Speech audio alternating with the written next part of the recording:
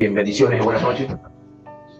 A Dios gracias por esta noche estar aquí una vez más para aportar un grano de arena, una piedra más, un bloque más en la construcción de la vida de la iglesia, sabiendo de que se nos ha asignado una responsabilidad en Cristo eterna para la vida corporativa de la iglesia y en la construcción de lo que venimos haciendo.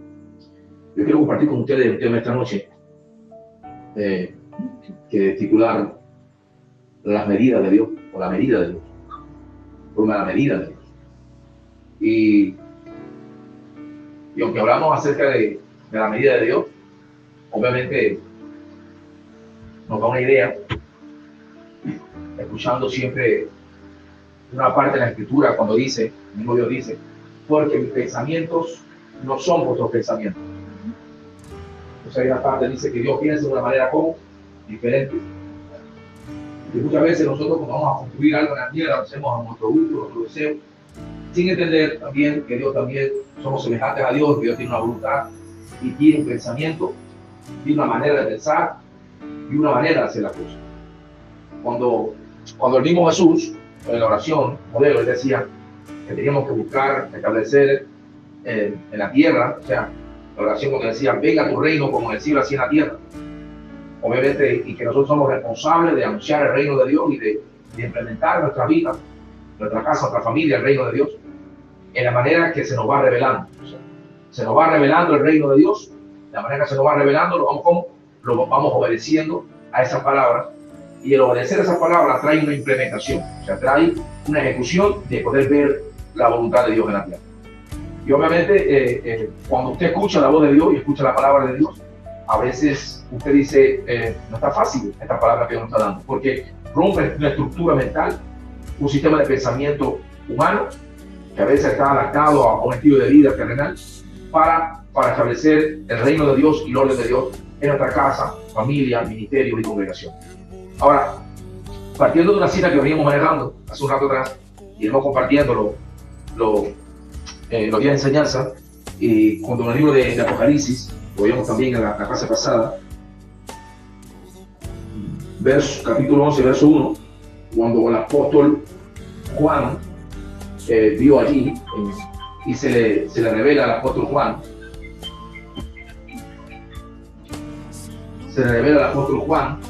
y dice, entonces me sonaba una caña semejante a una vara de medir y se me dijo, levántate y mira el templo de Dios y el altar y a los que adoran en él. Entonces, obviamente, sin poder entender que nosotros como iglesia tenemos una medida que a veces son congregacionales, son de liderazgo, pero obviamente Juan ya no tenía una medida personal como ministro, sino que se entregaba a Juan una medida celestial. Se entregaba a él una medida celestial.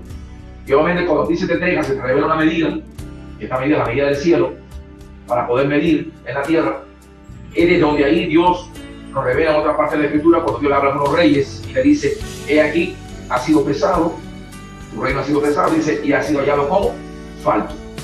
El idioma que también una de las medidas son las libras, ¿verdad?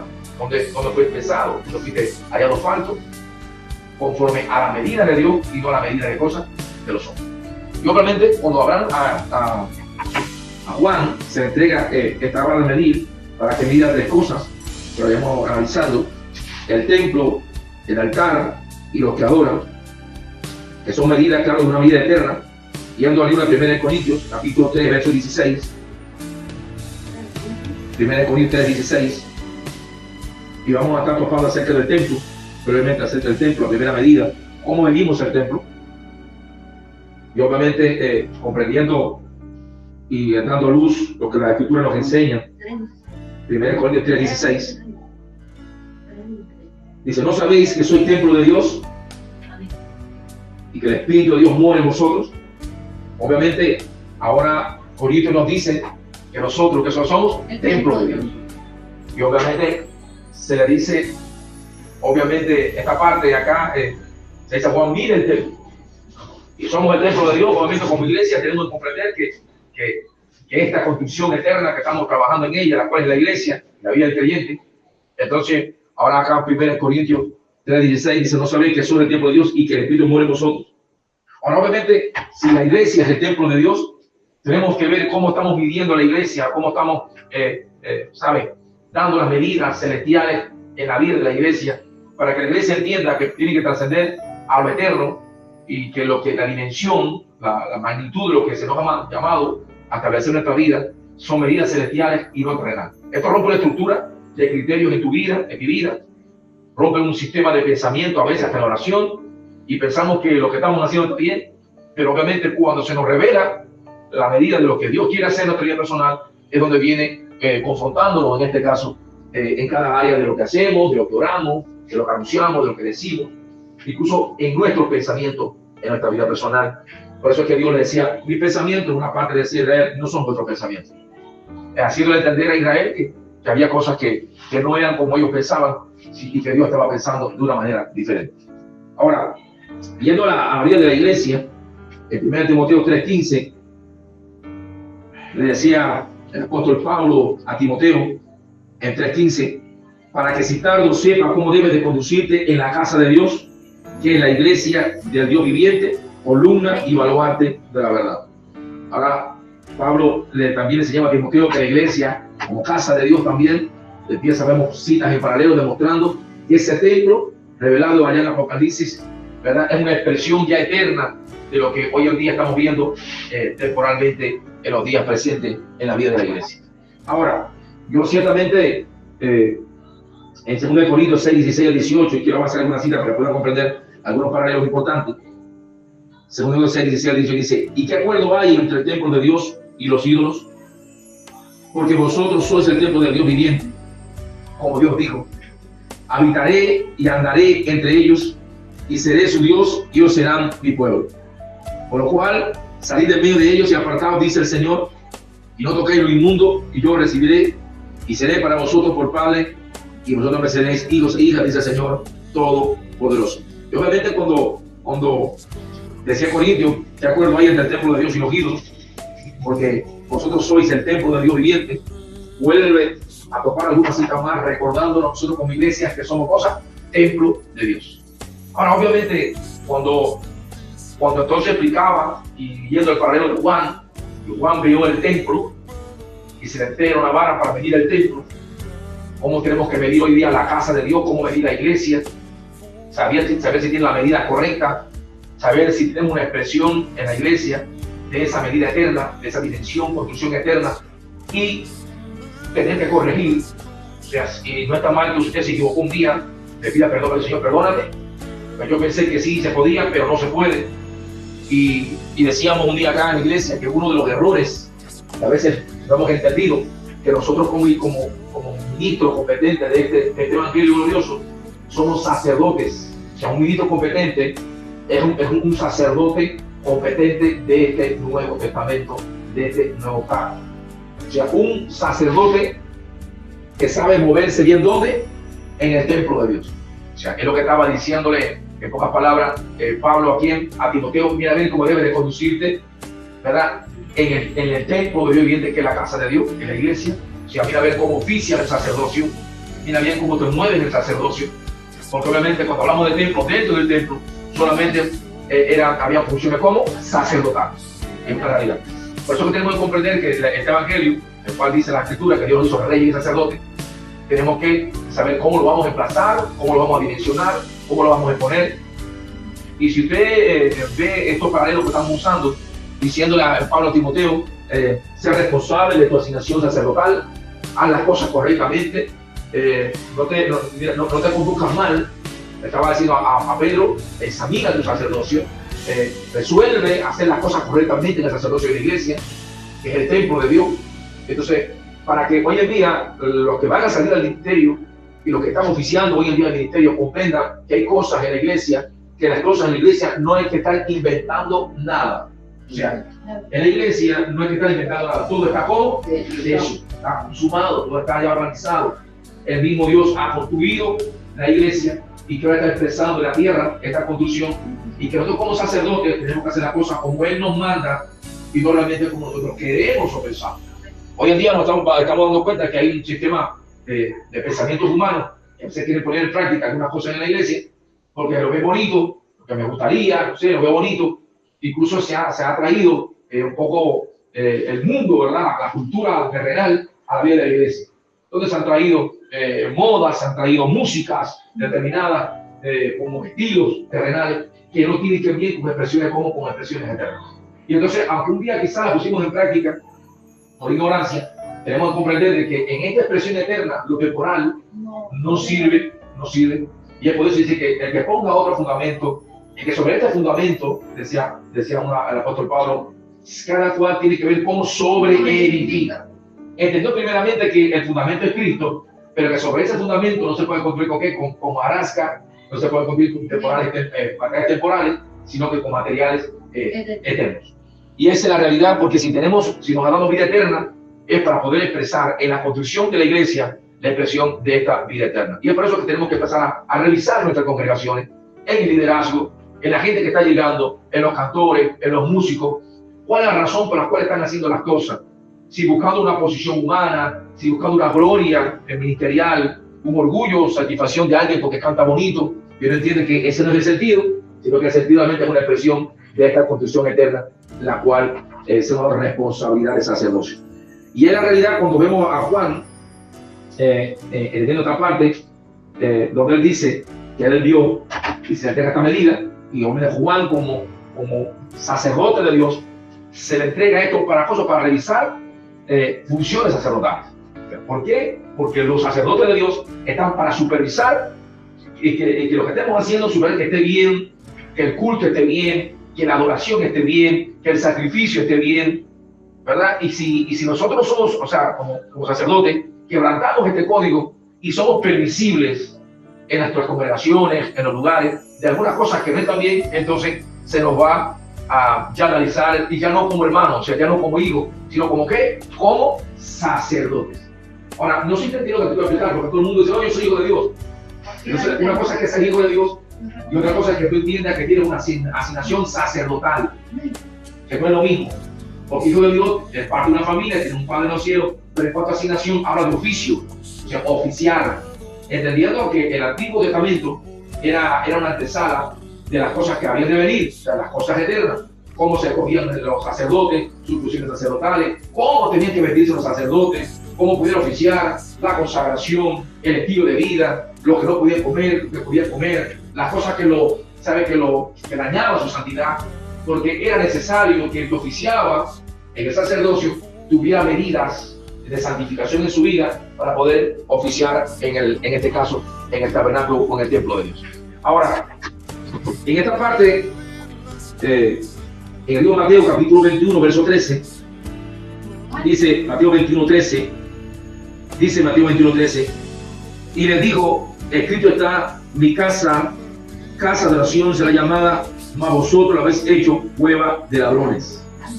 O sea, si usted va a esta parte, es cuando Jesús, en su celo, entra al templo.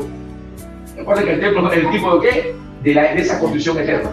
Pero Jesús no estaba viendo una construcción temporal, Jesús estaba viendo cosas que una expresión eterna. Y es por eso que cuando él entra al templo, él se enoja, porque él ve que en el templo están los campistas negociando, ¿verdad? Para los que llegaban al templo. Y en la cultura de Israel, en esos tiempos, había gente que entonces traían, como la gente cuando pecaba o la gente cuando traía un sacrificio que no tenían animales, entonces traía dinero, traía economía, o traía algo, y estaban negociando a la entrada del templo, y entonces te cambiaban lo que tú querías. ¿Qué te hace falta aquí? Un cordero, entonces ahí negociaban y se convertía en un lugar de negocio, y ya dejaba un lugar de mercado, y ya no era el lugar realmente de esa construcción. Ese es el objetivo, sino que la persona cuando venía a traía lo que era suyo, lo que tenía que ofrecer y no lo que negociaba en este caso. Ahora, cuando esto pasa, Jesús se enoja y vuelca, se olvida las mesas de los campistas y estorba el negocio que viene en ese momento, que allí en ese lugar, y dice que cogió un látigo. Hay una versión, que dice que dio latigazo por un lado, y como usted mira ahí, vio a un actitud como ya enojado, vio de amor, pero bravo, pero enojado, ¿verdad? Amonestando la actitud porque obviamente él que sabía una construcción eterna que tenía que establecerse y que el templo era una tipología de aquellos tiempos de esa construcción eterna, él no podía permitir, como sumo sacerdote, escucha amado, como sumo sacerdote, él no podía permitir que en el templo se hicieran este tipo de cosas. Ahora, obviamente, si usted lo mira desde un punto de vista como cubano, o como mexicano, o como ecuatoriano, como quiera verlo, no va a poder comprenderlo. Pero si usted lo mira como una función de responsabilidad, como sumo sacerdote, Jesús como sumo sacerdote, en este caso no podía permitir que eso ocurriera. Ahí hay una expresión Hay una expresión. Nicodemo cuando dice el celo de mi casa. Sí, el celo de mi casa me consume. O sea, los sacerdotes tienen que velar por ese celo de Dios en esa bendición eterna, y es por eso de cosas que no podemos permitir, y de la manera que se nos va revelando lo que no es permisible en la vida de la iglesia, o sea, en la manera que se nos va revelando esa expresión eterna, tenemos que cerrar el ciclo a lo que no pertenece a esta convicción y pedir perdón a Dios. Señor, perdónanos porque nos hemos equivocado, porque nuestro mayor deseo de hacer las cosas, pues no hemos hecho las cosas bien, pero sí tenemos que absorber esta medida eterna. Y Jesús lo que estaba viendo es que esa medida establecida en esos días de Israel no era la medida de Dios para la casa de Dios, o sea, no era el orden de Dios para la casa de Dios, había un desorden. Ahora, si usted lo mira como política o como de comercio terrenal, dice, está bueno, lo veo bien, o sea, no está pasando trabajo. Si usted cometió un pecado, después de que tú lo veas, después de tanto, tú vas y punto, resolviste el problema. Pero el mismo Dios no establece pensamientos de este tipo, y el mismo Jesucristo como sumo sacerdote, recuerde que Cristo es el sumo sacerdote según el orden de ¿qué? De Melquisedec. Ahora, como claro, en ese momento nadie lo veía como sumo sacerdote, la gente lo veía como el hijo de María, otro lo veía como quizás como un profeta, otro como, ¿sabes? Como alguien más que anunciaba el reino de Dios, pero él revelándose, había una revelación en esta actitud de Jesús, cuando él vuelta a las mesas y saca a los cambistas, da una expresión y una manifestación de la revelación de ¿qué? Del sumo sacerdote. O sea, ya no estaba en el templo para enseñar, ahora estaba como cuidando y velando de cosas del culto, cuidando y velando del sacerdocio, como sacerdocio, de cosas velando del orden de la vida de Dios, en este caso en la casa de Dios. Y entonces, ¿cómo a veces, quiero que por favor las preguntas que usted pueda tener al final y me las tenga por ahí para ir mencionándolas, pero quiero dar enseñanza porque tengo un tiempo determinado. Y entonces, ¿cómo es que hay veces nosotros tenemos que poder ver cómo Cristo se va revelando, cómo Cristo va expresándose cuando se revela ante los tres apóstoles y se transfigura y da una expresión de qué? De ese rey eterno, donde estaba hablando con Moisés y estaba hablando con Elías? ¿Quién se le reveló a Moisés y a Elías? El mismo Cristo. Ahora acá, y ahora entraba el templo y empezaba a revelar en su celo de cosas que aún al sumo sacerdote, pero la gente no veía a Jesús como sumo sacerdote, pero acá está viendo que a un hombre criado en un barrio quizás ahí en Israel, enojado, bravo, miraba a la mesa porque veía que las cosas estaban mal, pero en el espíritu, pero en lo eterno, es lo que estaba ordenando la casa, construyendo la casa, edificando la casa y velando por la construcción. Ahora, ese sumo sacerdocio de Cristo aún todavía está vigente cuando en la iglesia, ¿cómo está la cosa? Sacando las cosas que están mal, tirando las cosas de la gente que están mal, diciéndole a la gente, no puedes hacer esto. Por eso yo le decía a alguien en estos días que tomaba una decisión X para oficiar algo, para legalizar algo en una congregación, yo le decía, todo sacerdote que quiera legalizar algo sin contar con Dios, porque Dios no tiene que ver con eso, es ilegal, porque ahí está el punto. El hecho que un pastor te apruebe algo, pero si eso que te aprueba el ministro no está en el orden de Dios, en el orden de la casa, en el orden de la iglesia, es ilegal como sacerdocio, como sacerdote que te haya aprobado algo determinado. Porque el sacerdote vela, ¿por qué? Por el orden espiritual de la construcción eterna. Y esa es la realidad de esto que estamos enseñando en los días presentes. Ahora, en el libro de Marcos, capítulo 11, verso 15, libro de Marcos, capítulo 11, verso 15,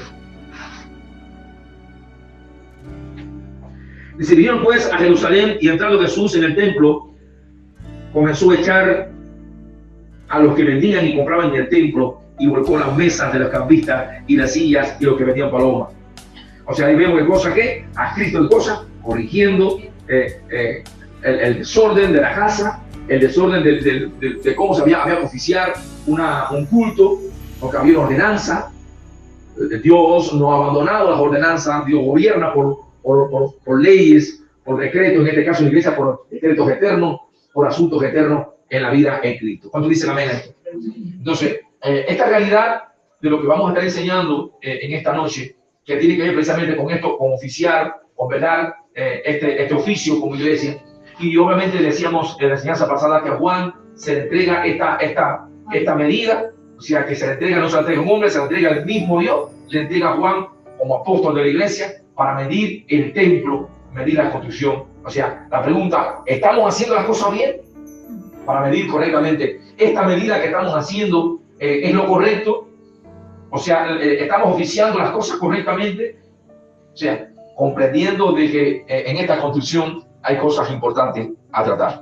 Y a su nombre, quiero soltar esta primera cláusula, porque voy a soltar por cláusula para apoyarnos. Espero que esta primera enseñanza le pueda seguir construyendo. Un fuerte abrazo.